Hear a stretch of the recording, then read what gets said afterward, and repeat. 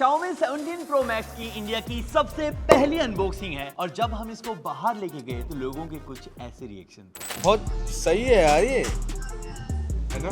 मतलब आजकल तो क्या है, ट्रेंड भी चल रहा है, लोगों को कोई ऐसे ऐसे करके से वो फोटोज क्लिक करते हैं, तो उसके लिए बहुत सही चीज़ है ये। चीज़ अच्छी निकाली है आपने, तो डिस्प्ले क्वालिटी भी बढ़िया है, पूरा आईफोन की तरह है। अच्छा 120x जूम है इसमें। हाँ, फोटो सही है यार। ये वाला फीचर तो बहुत ही सही लगा है ना, काफ़ी अच्छा लग रहा है ये। अच्छा है। तो ये है Xiaomi का नया 17 Pro Max। ओ सॉरी भाई, आईफोन निकल गया। ये है Xiaomi का नया iPhone 17 Pro Max। इस बार आईफोन गलती से निकल गया। Xiaomi 17 Pro Max। इसके अंदर वर्ल्ड का पहला Snapdragon 8 Elite Gen 5 प्रोसेसर है। वर्ल्ड का पहला फ्लैगशिप फोन जिसके अंदर 7500 mAh जितनी बड़ी बैटरी है। वर्ल्ड का पहला फोन जिसकी बैक डिस्प्ले भी मेन डिस्प्ले जितनी ही पावरफुल है। वर्ल्ड का पहला ऐसा डिजाइन जो कॉपी होने के बावजूद भी कॉपीराइट से बचा हुआ है। भाई मजाक से हटके मैं कुछ टाइम पहले चाइना गया था और वहां उन्होंने हर एक चीज की कॉपी बना रखी है। मैंने टोयोटा की वेलफेयर देखी, लेकिन वो टोयोटा की नहीं थी, किसी और कंपनी की थी। साथ ही में Xiaomi ने अपनी खुद की कार बना रखी है जो पोर्शे जैसी दिखती है और पोर्शे से ज्यादा पावरफुल है। और यहां तक तो भाई ठीक था, इन्होंने खुद का अपना पर्सनल एलोन मस्क बना रखा है भाई। Xiaomi की लास्ट सीरीज Xiaomi 15 थी, इन्होंने 16 को डायरेक्टली स्किप मारा और 17 पे आ गए। समझ रहे हो?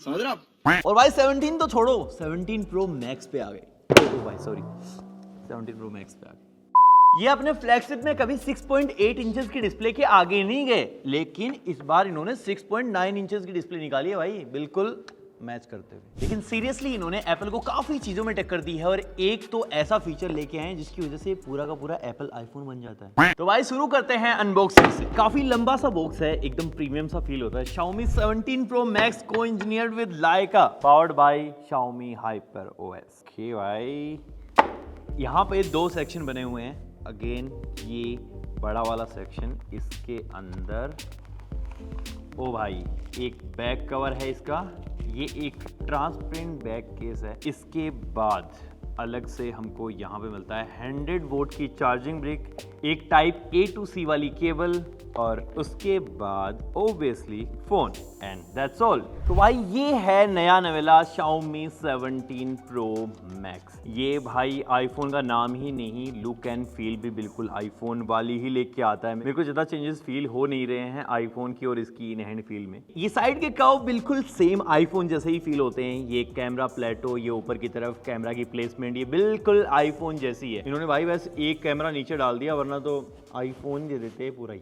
भाई अब मेरे को एक खतरनाक चीज चेक करनी है। मैंने आईफोन तो खरीद लिया लेकिन इसका बैक कवर नहीं खरीदा। एक बार इसके ऊपर इसको लगा के देखता हूँ एकदम फिट बैठता है क्या। ओ भाई आ गया भाई।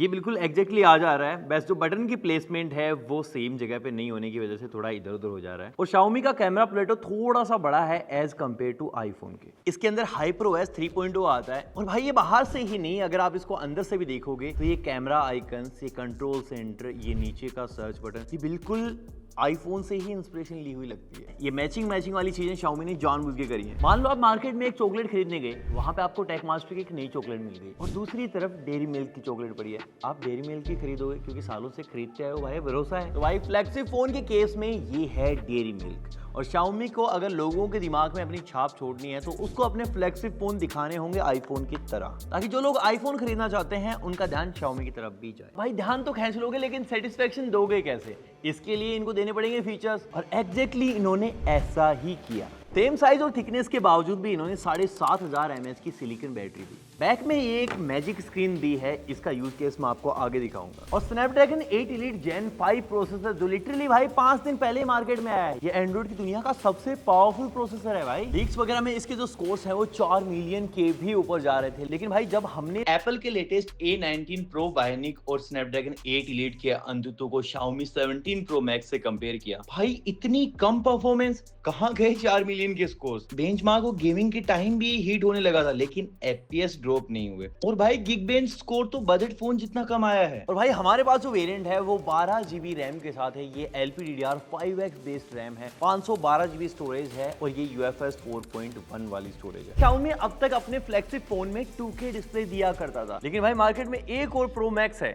जो 1.5 के डिस्प्ले के साथ आता है। तो अब सोचो Xiaomi को कितना ज्यादा अपग्रेड करना चाहिए था 2K से 2.5K। 3 के 3.5 के, लेकिन Xiaomi ने किया कितना 1.5 के भाई ऑब्वियसली। This is business. और इतनी सारी मैचिंग देख के मेरे को ऐसा लग रहा है कि A19 Pro बायोनिक चिप के लिए भी बात करी होगी, बन नहीं पाई होगी वरना इसमें आती ही। बाकी भाई इसके अंदर 6.9 इंचेस की LTPO AMOLED डिस्प्ले है डोल्बी विजन के साथ, और ये 120 हर्ट्ज की हाई रिफ्रेश रेट के साथ आती है। बाकी देखो डिस्प्ले के नंबर्स में Xiaomi आगे है, लेकिन साइड बाय साइड जब आप वीडियो चला के देखोगे तो आईफोन की डिस्प्ले बहुत ज्यादा सुपीरियर है। देखो आईफोन डार्क एरियाज को काफी अच्छे से एक्सपोज करता है, बाकी कलर्स डिटेल्स बहुत सुपीरियर देखने को मिलती हैं आपको आईफोन में। मतलब साइड बाय साइड देखोगे तो आईफोन की डिस्प्ले में आपको अलग ही रंगीनियां दिखाई देंगी भाई। आईफोन भी लाइक कब तक पीछा करोगे हमारा। बाकी बहुत कम ही फोन होते हैं जो एप्पल आईफोन के स्पीकर्स को टक्कर दे पाए भाई, ये फोन उनमें से एक है। मैं आपको इसके स्पीकर सुनाता हूँ, पहले आईफोन के सुनो। अब सुनना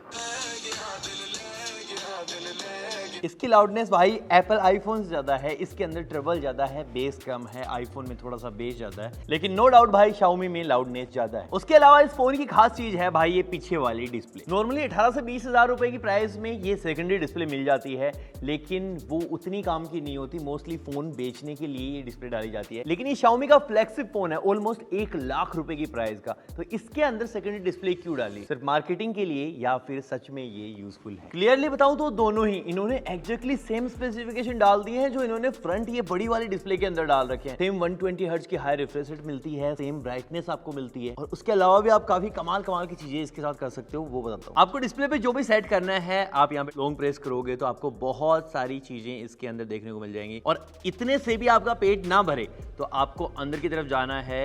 रियर डिस्प्ले पे अगर आप जाओगे टैप काउंट वगैरह आप यहीं से ऐड कर सकते हो। यहाँ से मैं ऐड बटन दबाऊंगा और पीछे की तरफ जाऊंगा, ये लो भाई मैं इसको भी कस्टमाइज कर सकता हूँ। अगर मुझे कलर कुछ और चाहिए तो देखो मैंने इसके अंदर ग्रीन कलर डाल दिया है और ये देखो ग्रीन कलर आ गया। So simple guys. अब देखो जैसे ये जानवर है, इसको छेड़ के आपको टाइम पास करना है।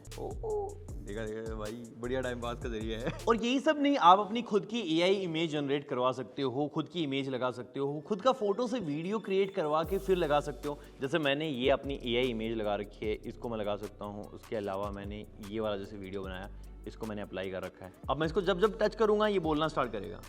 अब ये सब फन पॉइंट ऑफ व्यू से तो बहुत बढ़िया लग रहा है भाई, सब मजे आ रहे हैं, लेकिन इनका असली यूज केस क्या है? सोचो आपका कोई बिजनेस है, आप ऐसे QR कोड बार बार में दिखाते रहते हो कि भाई पेमेंट करने के लिए, तो आप यहाँ पे अपना QR कोड भी डाल सकते हो। कोई भी कस्टमर आएगा सीधा ऐसे स्कैन करा, पैसा ट्रांसफर। और सोचो अगर आपको भूलने की बीमारी है या फिर आपको कोई चीज याद रखनी है, सर्कल करके वो टेक्स्ट आप पीछे की तरफ लगा सकते हो और वो आपको बार बार दिखाई देगा। सोचो दूध या ब्रेड लाने के लिए भी हो, सारी चीजें आपके फोन के पीछे की तरफ पड़ी रहेंगी। भाई सच में देखो फोन आपने ऐसे उल्टा रखा, मोटिवेशन जैसा आपके आंखों के सामने है भाई। Always believe that something wonderful about to happen. कुछ मोटिवेशन की कमी होने नहीं देगा, और मोटिवेशन की कमी अगर हो गई तो भाई एक और चीज अप्लाई करके दिखाता हूँ, बहुत खतरनाक। अब सोचो कोई हसीन चेहरा है जिसको आपको आंखों के सामने रखना है, कैसे रखोगे भाई? ऐसे रखोगे। ओ माय गॉड, डिस्प्ले की ब्राइटनेस ऐसे लग रहा है बढ़ सी गई है।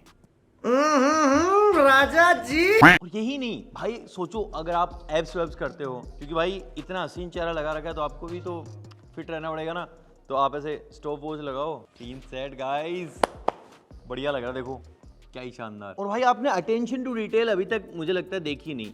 ये जो पानी का लेवल आपको दिख रहा है, ये धीरे धीरे जैसे जैसे टाइमर नीचे चलता जाएगा ये खत्म होता चला जाएगा। भाई जैसे गाड़ी में डीजल खत्म होता है वैसे। लेकिन भाई इन सारे यूज केस सिनेरियोज से बढ़ के भी एक और चीज है जहां पे आप सबसे ज्यादा इस बैक डिस्प्ले को यूज करोगे, और वो है कैमरा। इसके अंदर भाई 50 मेगापिक्सल का मेन सेंसर मिलता है, 50 मेगापिक्सल का अल्ट्रा वाइड है और 50 मेगापिक्सल का टेलीफोटो सेंसर है जो 5x ऑप्टिकल जूम कर सकता है। पता नहीं क्यों कैमरा वैसे ध्यान सा नहीं जा रहा है। और भाई इसका सेल्फी कैमरा भी कम नहीं है, ये 50 मेगापिक्सल के ही फ्रंट सेल्फी कैमरा को भी लेके आता है। और अगर आप फ्रंट वाली डिस्प्ले पे कैमरा प्रीव्यू देख रहे हो और पीछे की तरफ ऐसे आपको चाहिए, तो पहले आपको ऐसे राइट स्वाइप करना पड़ेगा, उसके बाद इसके अंदर आएगा। ऐसे नहीं एक्सीडेंटल टचेज हो गए भाई, पीछे का भी चल रहा है आगे का भी चल रहा है, ऐसा कुछ नहीं। अगर आप इसके बैक कैमरा से सेल्फी लेने जा रहे हो तो ये सेल्फीज सबसे ज्यादा हाई क्वालिटी में होने वाली हैं। आपको मैं side by side iPhone 17 Pro Max से कंपेयर करके दिखाता हूं इनके अंदर कितना डिफरेंस है। तो पहले मैं इसके मेन कैमरा से अपनी फोटो लेता हूं।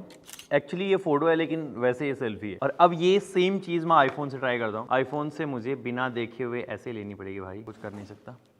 मैंने दोनों की बैक कैमरा से फोटो लिए हैं। आईफोन की फोटो ज्यादा वाइड हैं, थोड़ी ज्यादा वॉर्म भी आ रही हैं, और मुझे लगता है भाई Xiaomi की फोटोज मोस्टली आप लोगों को पसंद आने वाली हैं। थोड़ी स्मूथ जरूर हो जा रही हैं, लेकिन भाई अच्छी लग रही है मेरे को तो फोटोज। और जो ये आफ्टर पोस्ट प्रोसेसिंग करता है उसकी वजह से बहुत लोगों को पिक्चर्स आई कैची लगने वाली हैं। लेकिन जब आप आउटडोर में सन के अगेंस्ट जाके पिक्चर्स लेते हो तो वहां पे इसका एल्गोरिथम कहीं ना कहीं लैग करता है। और इन्होंने बैक डिस्प्ले पे कोई भी लिमिट नहीं लगाई है। यहाँ से आप कैमरा स्विच कर सकते हो पोर्ट्रेट मोड में, फोटो मोड में, और जितने भी मोड्स आप ट्राई करना चाहो वीडियो मोड में ट्राई कर सकते हो, जूम इन जूम आउट कर सकते हो। और भाई अगर आपको वीडियो बनानी है तो यहाँ से आप 8K में वीडियो बना सकते हो। यो क्या हाल है? ये मैं 4K 60 FPS में शूट कर रहा हूँ क्योंकि 8K में भाई ढंग से प्ले ही नहीं होगी, क्या फायदा है।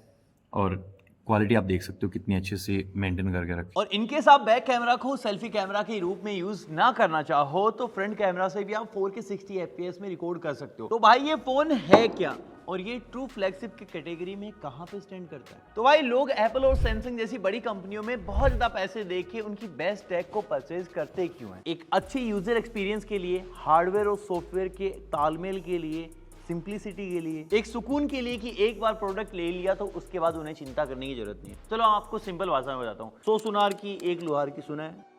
चलो दूसरा बताता हूँ। सस्ता रोवे बार बार, महंगा रोवे एक बार, ये सुना है?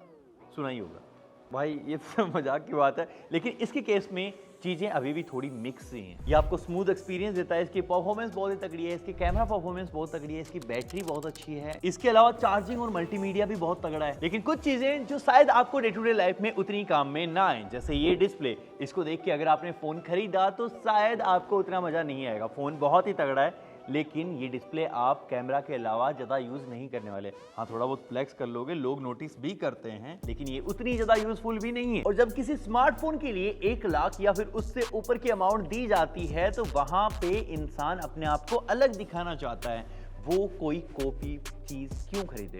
और इसका OS से लेके डिज़ाइन, ऐसी कुछ चीज़ें हैं जहाँ पे कहीं ना कहीं वो फील आती है कि भाई इंस्पिरेशन ली गई है बार बार बार। बाकी 8 Elite Gen 5 एक नया प्रोसेसर है, थोड़े बहुत हीटिंग इश्यूज भी इसके अंदर हैं, लेकिन सबसे बड़ी बात ये कहाँ पे स्टैंड करता है फ्लैगशिप फोन्स की कैटेगरी में। तो मैं आपको बताऊं कि इस फोन को पहली बात तो आप ले नहीं सकते क्योंकि इंडिया में मोस्ट प्रोबेबली लॉन्च नहीं होगा। ये 15 अल्ट्रा लॉन्च हुआ था, हमने 1,10,000 रुपए लगा के इस फोन को खरीदा था। और जब आप इतना महंगा कोई प्रोडक्ट खरीदते हो तो आप सोचते हो कि मैं इसको जब रीसेल करूंगा तो मुझे ठीक ठाक सी वैल्यू मिल जाएगी, लेकिन 1,10,000 रुपए के प्रोडक्ट के लिए आज मुझे 50,000 रुपए भी मोस्ट प्रोबेबली नहीं मिलेंगे।